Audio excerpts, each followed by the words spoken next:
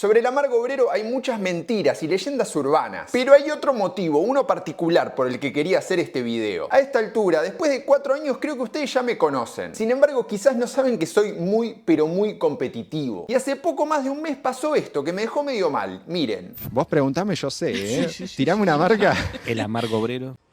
Ahí me mataste. Ahí te maté. Ahí me mataste. Ya lo iba a encontrar. En fin, no me quedó otra que investigar, así que acá les traigo la historia completa. Desde la familia que lo creó, los mitos sobre la etiqueta. Y ahora, en este video voy a desmentir a Guillermo Moreno. Sí, escucharon bien. ¿En qué quilombo te estás metiendo, Javito? Pero bueno, como decía el manager de Luis Miguel, nadie se arrepiente de ser valiente. Hola, mi nombre es Javier Ledesma y hoy quiero que hablemos del amargo obrero. ¡Vamos!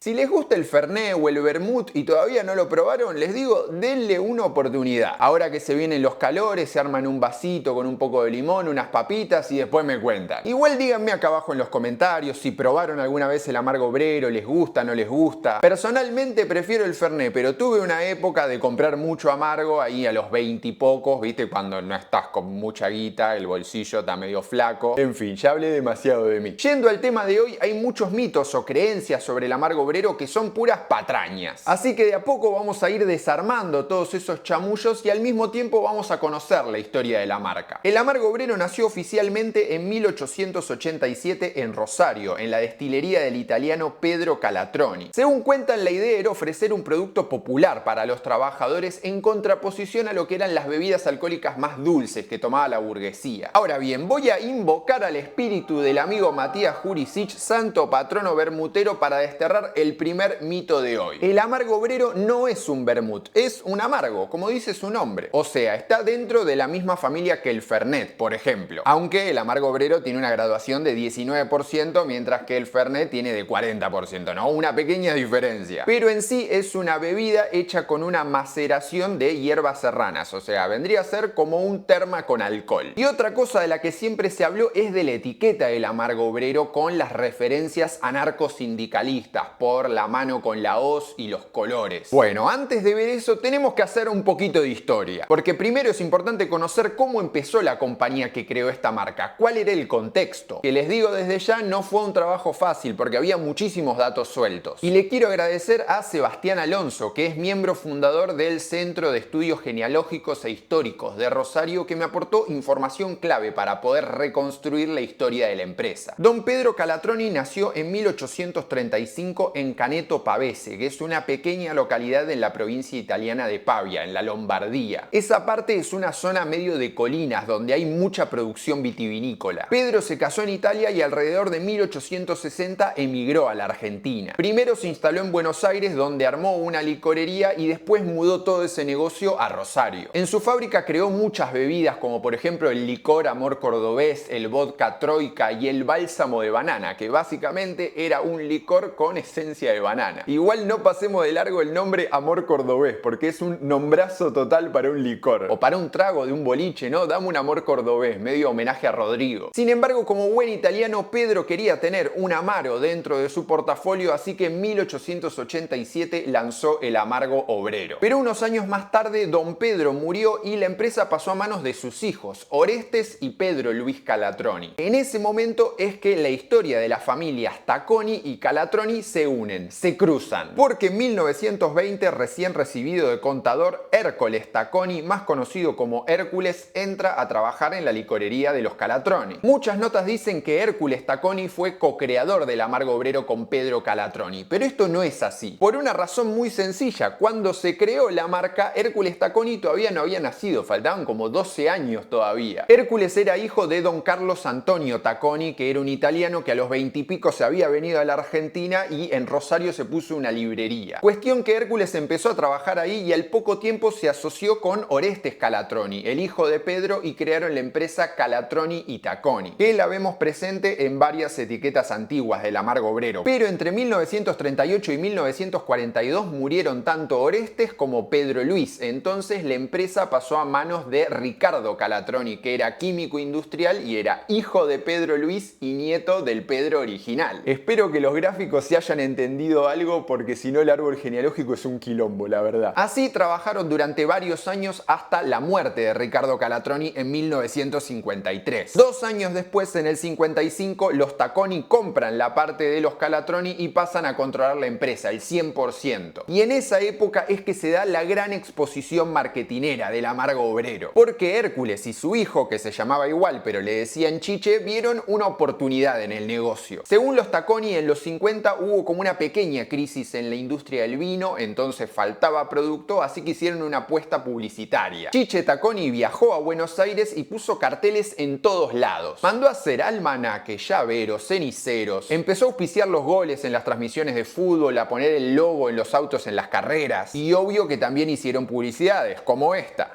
Amargo obrero, con hielo y soda, el aperitivo de moda. Lo que me hicieron reír la otra vez cuando dije, creo que en el de Hades, tipo publicidades como esta, y justo saltó una publicidad de YouTube de casualidad, les juro, pero después veía los comentarios. Me reía solo como un estúpido. Volviendo al tema. Ahí se dio el gran crecimiento del amargo obrero y también empezó a ligarse con la política, porque el peronismo lo adoptó como una bebida propia, porque estaba muy ligada a lo que era la clase popular. Ahora bien, tenemos que hablar de lo que es la famosa etiqueta. Siempre se asoció al amargo obrero con lo que era el anarcosindicalismo, primero por la mano con la hoz, pero también por el rojo y el negro, los colores de la etiqueta. Y el contexto histórico, la verdad, no estaba tan errado. A partir de 1850 hubo una gran llegada de inmigrantes europeos porque acá en Argentina se necesitaba mano de obra. Hablo de millones de personas, no 2 o 3. Y muchos trajeron ideas anarquistas y socialistas que venían tomando fuerza en el otro continente. Incluso a fines de 1870 empezaron a formarse los primeros sindicatos, las primeras huelgas. No sé si las primeras huelgas, pero sí las primeras huelgas grandes organizadas. No obstante, los nietos de Hércules Tacconi dicen que ellos no eran una familia anarquista. Es más, el tema de la hoz está relacionada con que era la herramienta que se usaba para cosechar en esa época y entonces ellos apuntaban justamente a ese público. Eso también lo explica bien Matías Jurisic en su video sobre amargo obrero, así que si quieren pueden ir a verlo. Por otro lado, los Tacconi dicen que el rojo y el negro podía ser por Newell's Old Boys, porque toda la familia es hincha. Y puede ser,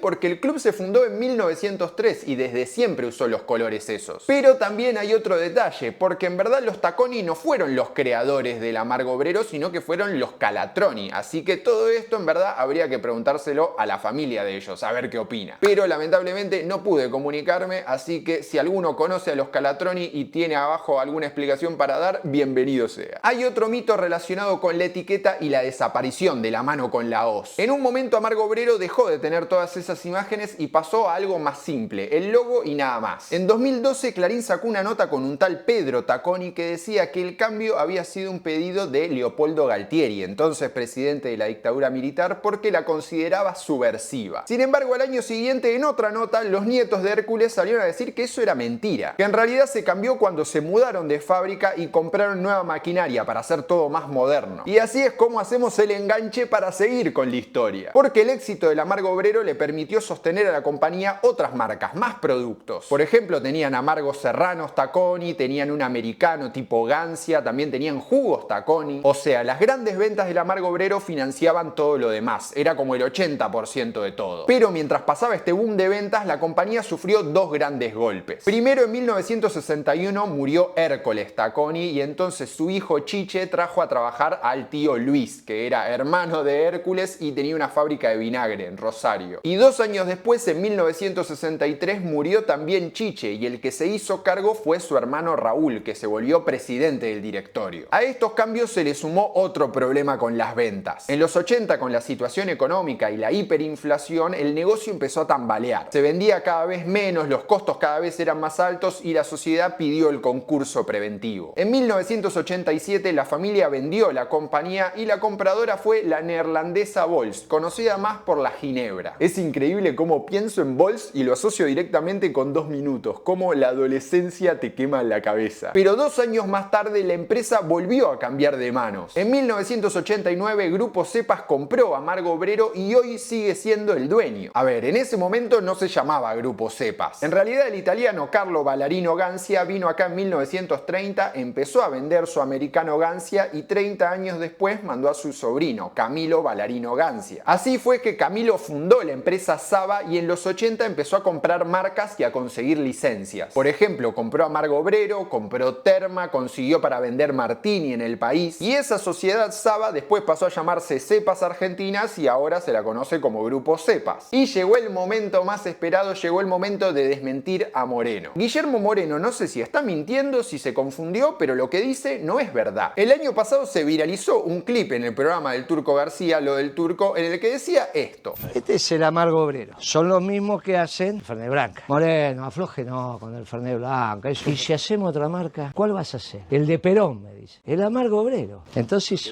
el Amargo Obrero barato. Es la misma, lo que hay adentro es lo mismo. Es lo mismo, sí. Primero y principal, Amargo Obrero no pertenece a Branca, ni ahora, ni nunca, ni en ningún momento. O sea, esa escena del señor Branca diciendo eso no pasó. ¿Podés decir que el Branca y el Vitone son lo mismo? Bueno, sí, hasta ahí, pero Amargo Obrero es otra cosa. Como dije, el Amargo Obrero era de Calatroni, después de Tacconi y desde el 89 es de Grupo Cepas, o sea, de los Gancia. Y lo peor es que después repitió la historia una y otra vez. Y me dice, Moreno, ¿es verdad la historia del Amargo Obrero? Hay uno barato que me lo hicieron, que se llama Amargo Obrero, que le liberaba el precio del Fernet Branca porque era el único Fernet que había. ¿Y qué le vas a dar a los trabajadores? Y si le damos Amargo Obrero, le dije sí, porque ese era de la época de Perón. Y me la dejá para la muchachada acá abajo. Lo hacen estos mismos, ¿eh? ¿Pero quién lo hace? ¿Fratelli hace las dos? La misma hace, sí, la misma. Yo compro pero el Amargo Obrero es igual. Así que perdón a los morenistas que capaz están viendo este video, pero así, la anécdota tal cual la contó es un verso total. Sin embargo, en algo tiene un punto. Él dice que el Amargo Obrero es de Perón, de la muchachada. Bueno, después de que Cepas la compró, hubo un gran bajón para este tipo de productos. En los 90 llegaron muchas marcas importadas y empezaron a eclipsar todo lo que era la producción nacional. Pero durante los gobiernos de los Kirchner hubo como una reivindicación hacia lo nacional y popular. Aparte, como había trabas para importar, algunas empresas empezaron a desempolvar viejas marcas que tenían. Por eso en 2013 Grupo Cepas relanzó el Amargo Obrero con una gran campaña. Lo más importante es que recuperó la etiqueta original, la de la hoz, los colores y todo eso. Sacaron un rastrojero que iba andando por toda la costa en verano y se convertía en barra móvil y eso después lo llevaron a varias ciudades. Voy a apelar a la memoria de los biselanieros más veteranos, porque en internet encontré unos juguetes del rastrojero Amargo Obrero y decían que en los 60 lo usaban para distribuir el producto. ¿Es así? Si alguno sabe, cuéntenme acá abajo en los comentarios. Yo acabo también de desbloquear la necesidad del juguete del rastrojero porque me pareció espectacular. Y además de todo eso, los bartenders también empezaron a incluir al Amargo Obrero en todos sus cócteles, ¿no? Dentro de la movida más cool. Que pasó lo mismo con otras bebidas que también parecía que eran de los abuelos, ¿no? Como el vermut y de golpe se volvieron algo canchero. Esto se coronó en 2017 cuando el Consejo Municipal de Rosario declaró al Amargo Obrero como patrimonio cultural de la ciudad. Hoy el producto se elabora en una planta en Almirante Brown que Grupo Cepas inauguró en 2009. Si bien hace más de 30 años no se produce en Santa Fe, para los rosarinos es parte de su cultura. Y un poco de eso es lo que hoy traté de reconstruir. La historia de un italiano que llegó al país y se puso a hacer licores, un contador que dejó las planillas y con su familia quiso expandir la empresa, y una marca argentina que después de 130 años hoy todavía sigue estando viva en las góndolas y en los bares. Es peronista, es anarcosindicalista, ¿qué te importa? Es rico y ya está. Para mí es rico, qué sé yo. Así que si me permiten, voy a cerrar este video como se merece con un Amargo Obrero para cortar el día. Javito, son las 10 de la mañana, ¿vas a estar tomando ahora? Bueno, no sé, son las 6 de la tarde en algún lado, en Australia, no, en Australia ya son como las 10 de la noche. Bueno, no importa. Vaso,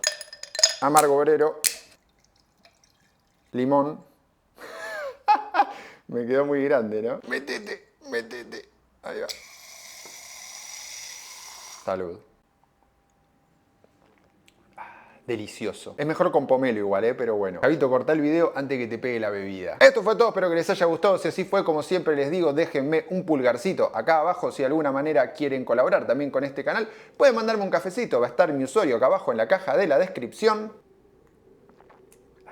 Sí, es mejor con pomelo. Solo quiero que sepan que quedan 2 misceláneas más antes del fin de esta temporada. Los últimos 2 videos del año. ¿Qué va a pasar con las misceláneas? Bueno, eso se los voy a contar en el último video del año, que va a ser el gran cierre. Así que se quedarán con la intriga hasta por lo menos un par de semanas, nada más, no sean ansiosos. Yo no tengo nada más para decirles, me voy a seguir tomando mi amargo obrero, mientras tanto le voy a dejar por acá los contenidos relacionados y nosotros nos vemos la próxima.